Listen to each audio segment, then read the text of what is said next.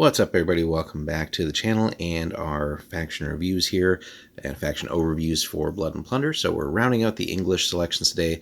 Last time we took a look at Morgan's Buccaneers. Today we're again getting to the end here for the English with Kidd's Privateers. So naturally, this is the custom force of William Kidd, and if you're running this, you got to take him as the commander.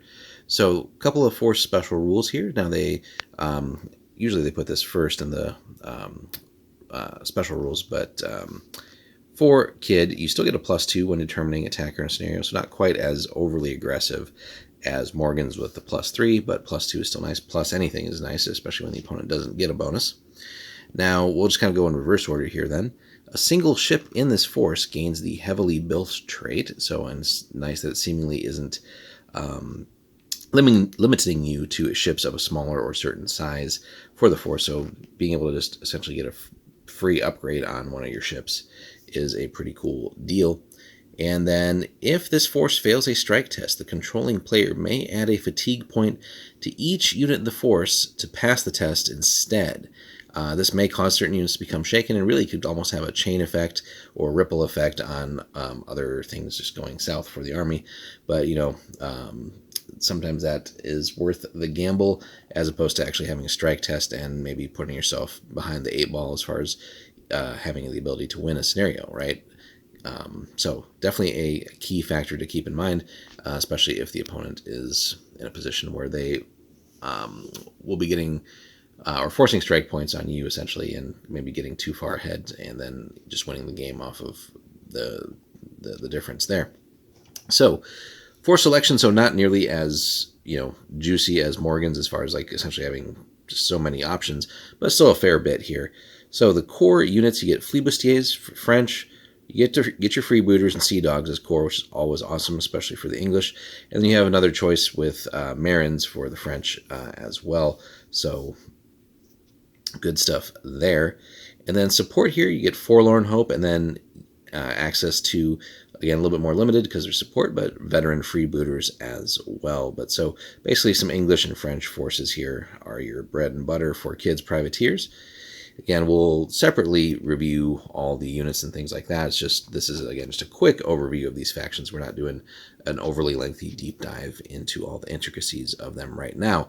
This is just to give you an idea of, again, one of the nice things of Blood and Plunder is not only do you have your sort of major factions, like English, French, Dutch, Spanish, pirates, etc., but within each of these you have so many variant lists, and even some of the lists themselves that offer variant versions of them. So really it's just a great way of getting more mileage out of the models you have.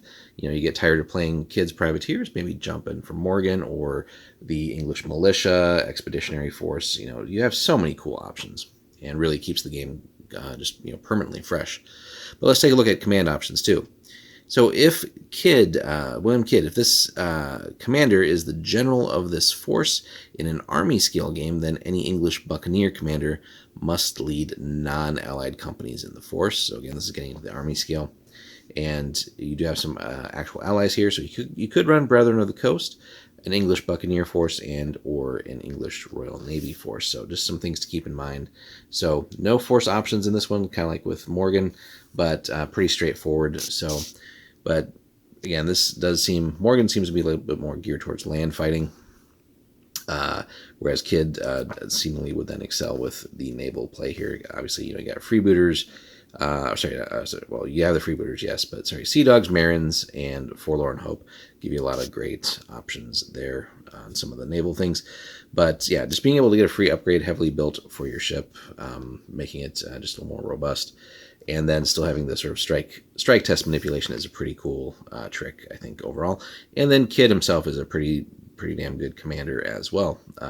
So let us know in the comments, guys, if you have run Kidd's Privateers and how you focus on that. Are you running kind of a good selection of your different units available? Are you really just doubling down on one or two of them? Let us know how you go about building your Kidd's Privateer forces. Any memorable games you've had where some of these things have come into play. And then if you played at the army scale too, I know it's probably not always the most common for everybody, but interesting to hear stories. Let us know how those have fared for you, and just in general your games with Kid's forces and Kid himself, and or if you've been across the table from him and how that's gone for you. So hit us up in the comments there, guys. Like, comment, subscribe, help the channel keep growing. And if you want to support the channel even more, check out our Patreon. We'll have a quick little bit at the end of the video here and in the comments. So anybody who wants to support us there, we'll be cooking up some cool, unique things for Blood and Plunder, among a lot of the other games that we cover as well. So appreciate anybody who wants to support us that way. Thanks so much for watching, and we'll see you in the next one.